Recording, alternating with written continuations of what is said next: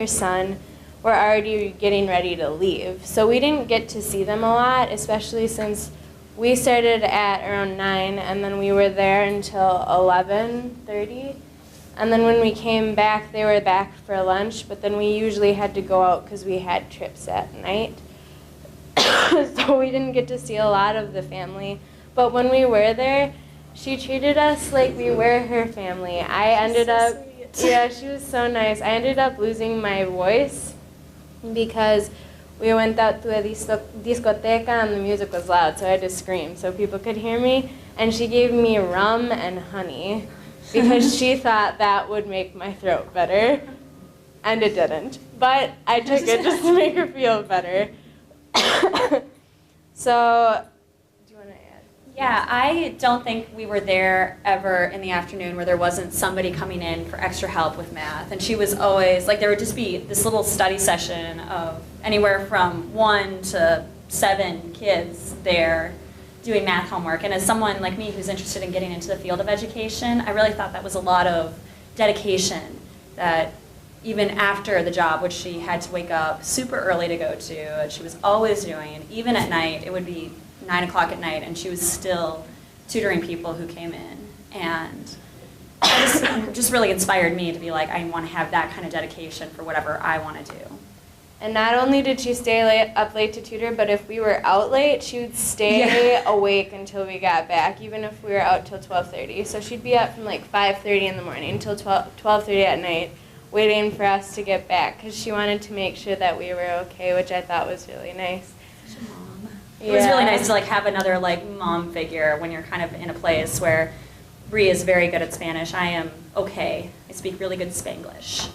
And she was just really just encouraged me to learn. I think my Spanish improved like tenfold. Yeah, at the beginning she needed me to translate for her, but by the end she was speaking completely for herself, and it was really impressive.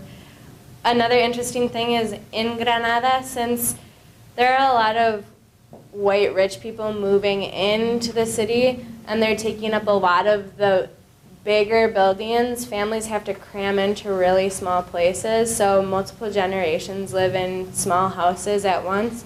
In our house there were 3 generations and sometimes 4 generations. The grandfather lived there, and they took care of him. He couldn't walk at all, and so they had to feed him and carry him around.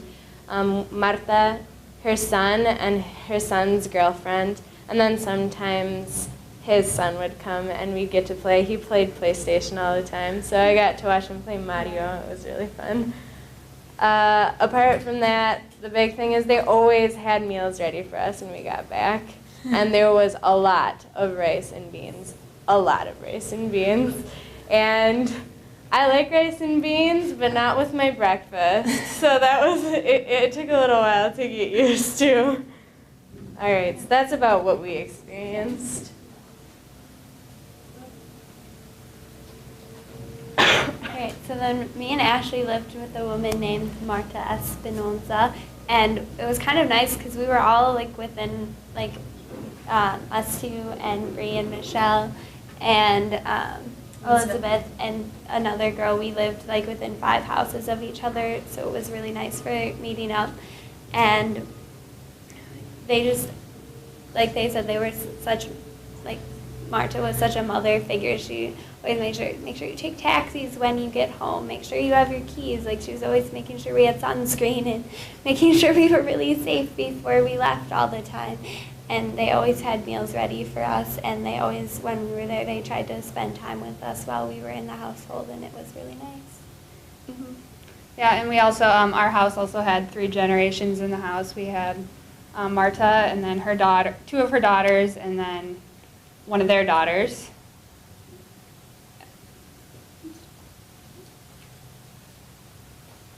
My homestay was a little bit different because I lived with a woman that was a widow, and it was actually just her that lived there. And then, but she had a cook and a cleaning lady that were always there, and sometimes they would sleep over. But it was mostly just Gloria that was there. And Gloria loved animals because she had like a little zoo in the front of her house. She had ducks, geese. She had like a bunch of turtles. She had 3 dogs, cats, tons of birds, a toucan, and this was all like actually like in her house. So it was really neat. And she took care of, going to a new country, I got sick there, and she took care of me and like made me special drinks and stuff to help me feel better. And we actually, one night we were really tired, so we actually watched a DVD with Gloria, which was just nice to, it was like being with like your mom at home, so it was really cute. But yeah.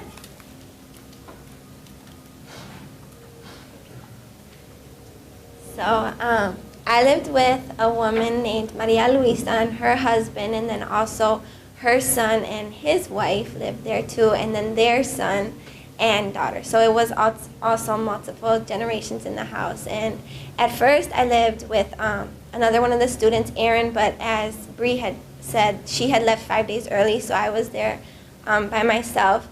And it was just an interesting experience because while I was down there, a very close family friend had passed away, so I was dealing with that while I was down there. And I would sit, when we would come back from activities or volunteering in the community, I would come back and just sit at the dinner table.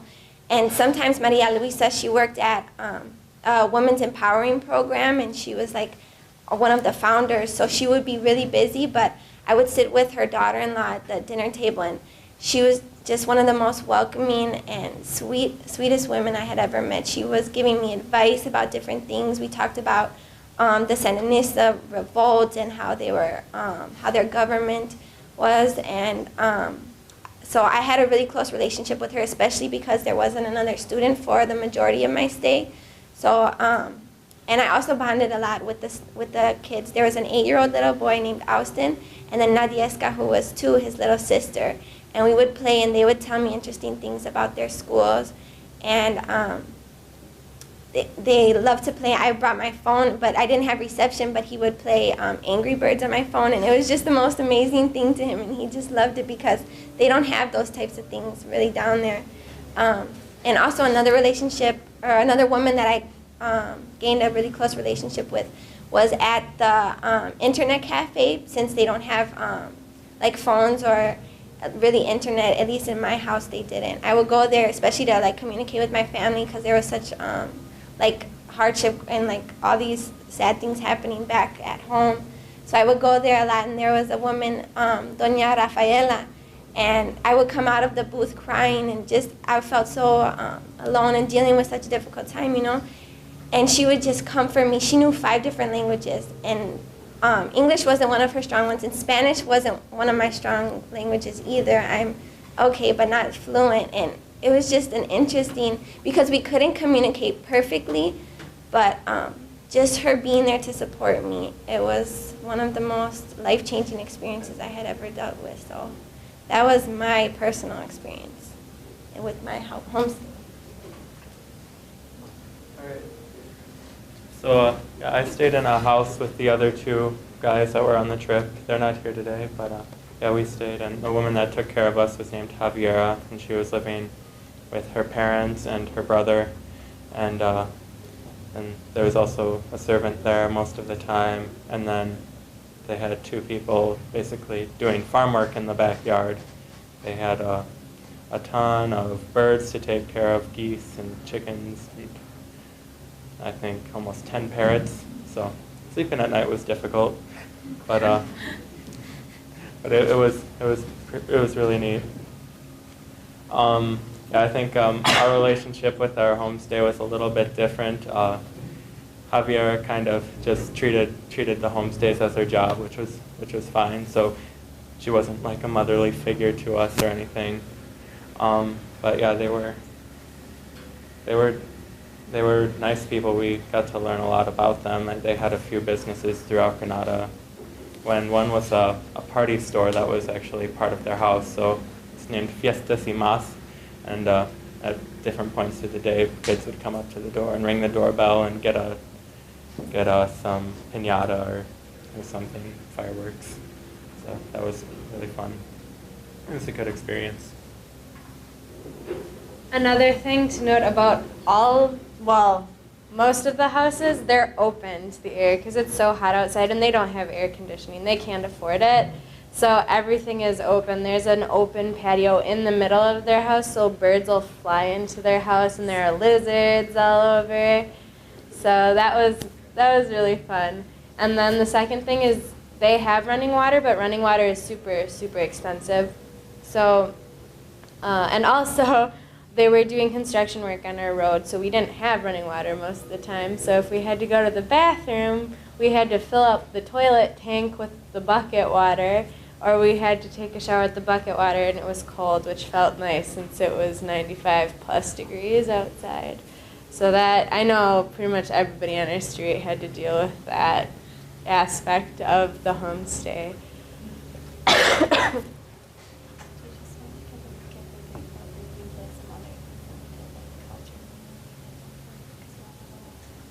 So we just did a few more things at night. Like I said, we had trips. We went to Pueblos Blancos, which they make a lot of ceramics. That's pretty much how they make their living. Each generation learns from the prior generation the art of making ceramics, and then they do that, and they sell out of their house.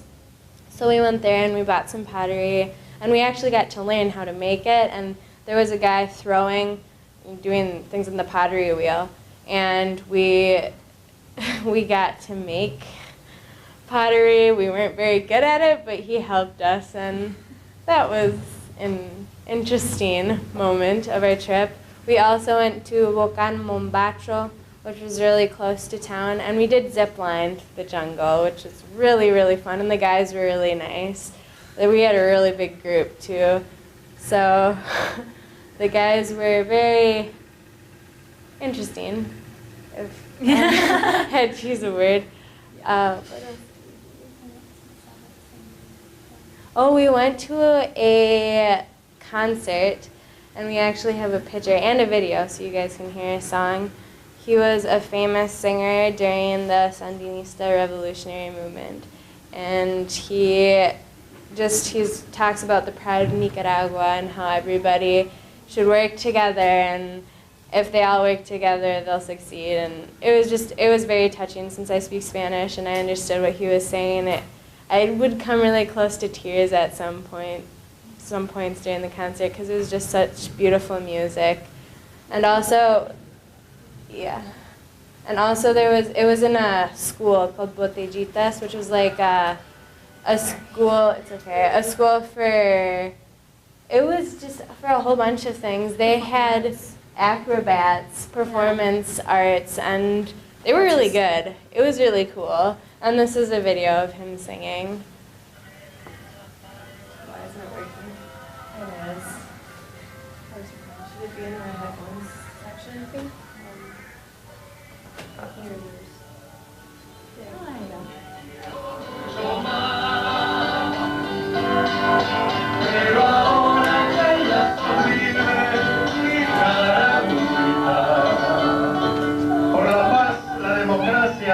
Y la libertad en Nicaragua y en todo el mundo y en todos los rincones de la tierra. Sí a la belleza, no a la mentira. Sí a la música, no a la guerra. Yo te quiero mucho más.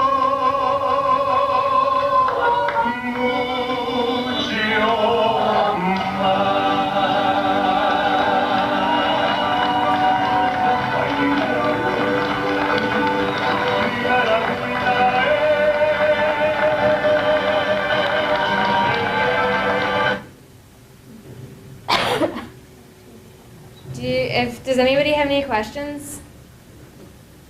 Yeah, go ahead. I don't know how much time we have, but what was the thing that surprised you the most when you got to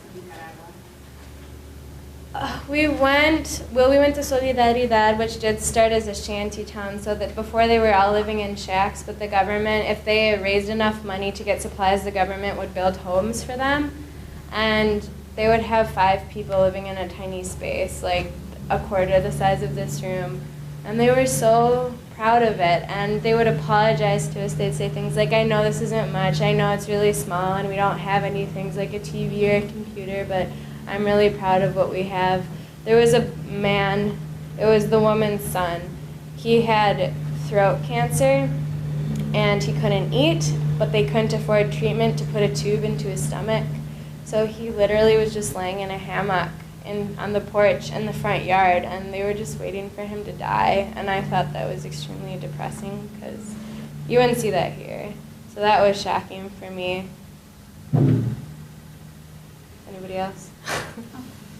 I can talk.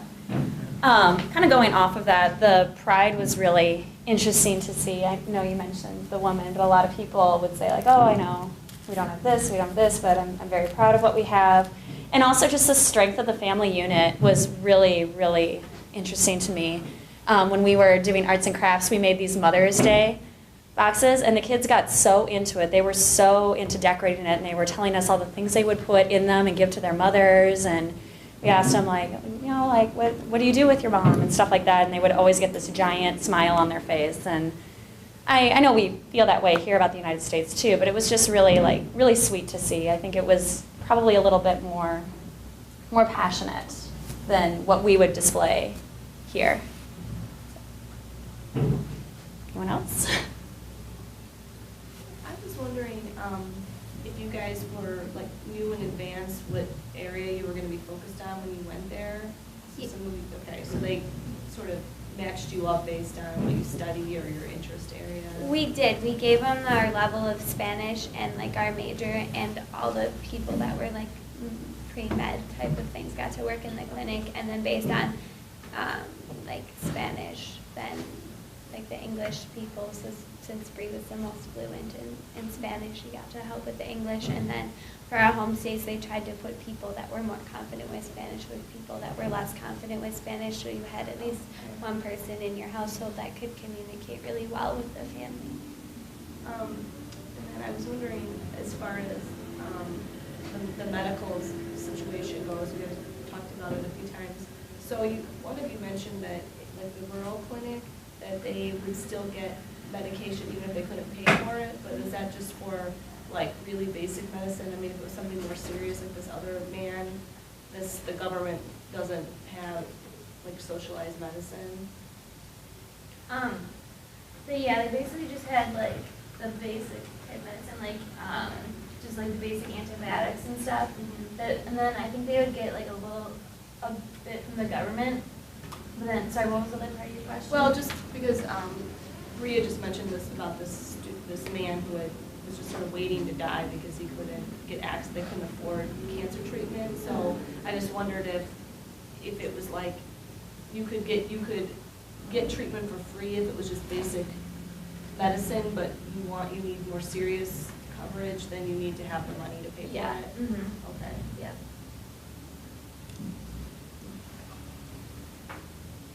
Yeah. So this was through alternative breaks, you said? Yes. And I can't remember, how long were you guys down? 10 days. 10 days. And how much did it cost you to go on the trip? I think the program fees were like $300, and then our airfare was around like $500. Are any of you in contact with any of the kids or the families, or do you plan to stay in contact? I'm still in contact with the program coordinator down there, and we're hopefully gonna like continue to send students down there. And then unfortunately, mine and Ashley's host mom said, yeah, you should find me on Facebook, only there's like thousands of Marta Espinozas on there, so she wasn't in like the first like few pages, so I'm not, but I'm sure that if I contacted the lady that I'm in contact with down there, I could get in contact with her stuff. I feel like we should mention Carrie. Oh yeah. Oh yeah. Man, Carrie, she was so dedicated. She was the head of Viva Nicaragua, and she had a son, so it's not like she didn't have responsibilities of her own, and she was a single mother. But she was so dedicated to that program. It had been her life for 5 years, right? Yeah, she was from here, and she had just went down there, and she just started the program. So she was the head, the boss. And especially being a woman down there, since it's a society that's so based on machismo, to try and defeat something like that and then help minorities and people who are in poverty and people who don't get recognized. Like, she made a point the women I was teaching, the young girls that I was teaching, often they spoke really quietly or they didn't speak at all because they felt really ashamed, because you don't do that in that society. Women usually stay quiet and the man is the one who speaks. She made a point for me to teach them, and it's okay to be outgoing and to speak your mind, because she didn't want that to keep repeating in a community where we had such a great influence. I still keep in contact with my family, and I email back and forth with both the daughter and the mother that were there, and I actually sent a care package for the son and the granddaughter and the grandson of a stuffed animal from Angry Birds that they sell. So much. And a Barbie doll for the little girl, and she said that anytime I'm back down there, I can always stay with her. Like, they're extremely welcoming. And then we actually, in our family, what was his name? The other guy who was staying with us.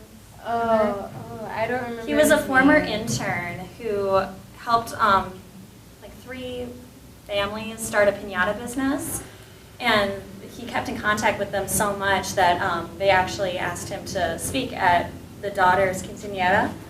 And he was, I keep blanking on his name, but he was from North Carolina, and he was just, one day we like come for breakfast and we're like, oh, hello, other college-age white man, how's it going? And it was just really interesting to see, like, oh, he had such a great relationship that they wanted him to come back and stay with them.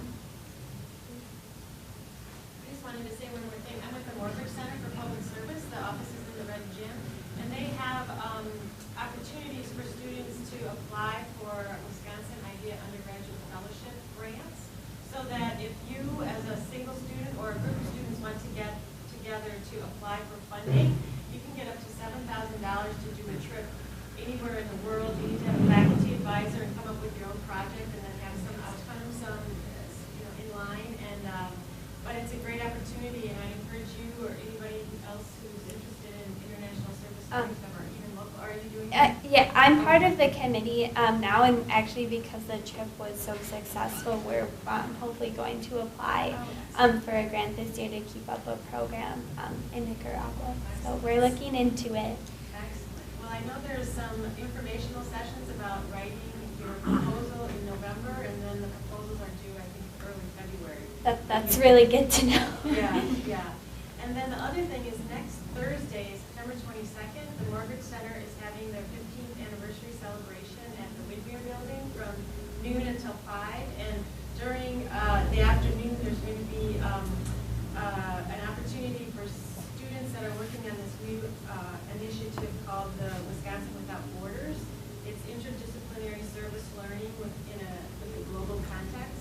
And there's a huge momentum on campus for students and faculty to be doing more of this kind of work, and there'll be growing support for doing that. So if you're interested, anybody's welcome to come next Thursday, and you can find that information on the Mortgage Center website as well. I think that the current government in Nicaragua is sort of controversial. Did people talk about that? I mean, are they content? Or, I mean, Daniel Ortega was a former FMLN. They didn't really talk about it. We did have a presentation from a history teacher. Where did he live? Matagalpa? Yeah. And he came, and he's actually really well renowned, and he talked about, he actually grew up during the Sandinista movement, and he was in school, and a teacher held up a newspaper with pictures of dead people who the government had killed on it, and he said, this is what happens to you rebel dogs, and you deserve to die. And another student picked up a desk and threw it at him and said, my uncle was one of those people.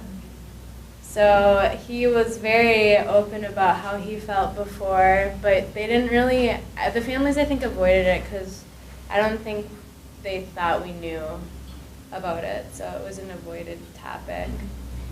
My family, we actually did discuss like what I had learned at that little lecture that we had, and there was like an election that was going on like around the time that we were down there, and they were just really hopeful that like progress was going to be made. and they were talking about, he gave an interesting aspect of how they view Americans, but my family was like very accepting of me, and they said that they don't view all Americans in that light, but because of the how they kind of helped keep them. They supported the government. Yeah, that. And the government, they slaughtered a whole bunch of people. So they didn't like the fact that our government supported the slaughter, so they didn't really like us. But while we were there, I didn't encounter a lot of issues with that. This is sort of separate, but are you planning on reading Enrique's Journey, or have some of you already started reading that book? I've actually started reading You it, started the reading that? Big Red Go Read, yeah, and it's actually very, it's free, the book, so I'm teaching a course through the Center for the First Year Experience, and we're actually having a discussion about that book with another book as well, so it's like a requirement, but it's very, very interesting, kind of gets into the political. Yeah, because that would be, for you that were there, I mean, it's not Honduras, but Yeah. it's close, and yeah, that's good. Any other questions? I got the A, but I didn't, why did you choose Nicaragua?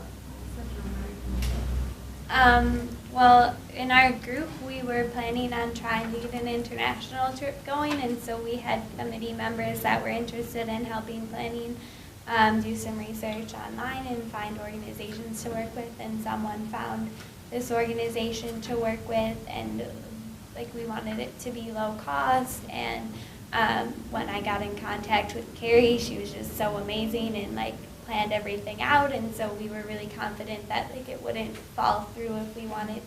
Really nice. Such a mom. It was really nice to like have another like mom figure when you're kind of in a place where Brie is very good at Spanish. I am okay. I speak really good Spanglish, and she was just really just encouraged me to learn. I think my Spanish improved like tenfold. Yeah, at the beginning she needed me to translate for her, but by the end she was speaking completely for herself, and it was really impressive. Another interesting thing is in Granada, since there are a lot of white rich people moving into the city, and they're taking up a lot. Dedication that even after the job, which she had to wake up super early to go to, and she was always doing, and even at night, it would be 9 o'clock at night, and she was still tutoring people who came in. And it just really inspired me to be like, I want to have that kind of dedication for whatever I want to do. And not only did she stay up late to tutor, but if we were out late, she would stay awake until we got back, even if we were out till 12:30. So she'd be up from like 5:30 in the morning till 12:30 at night, waiting for us to get back, because she wanted to make sure that we were okay, which I thought was out of the bigger buildings, families have to cram into really small places, so multiple generations live in small houses at once. In our house, there were 3 generations, and sometimes 4 generations. The grandfather lived there, and they took care of him. He couldn't walk at all, and so they had to feed him and carry him around.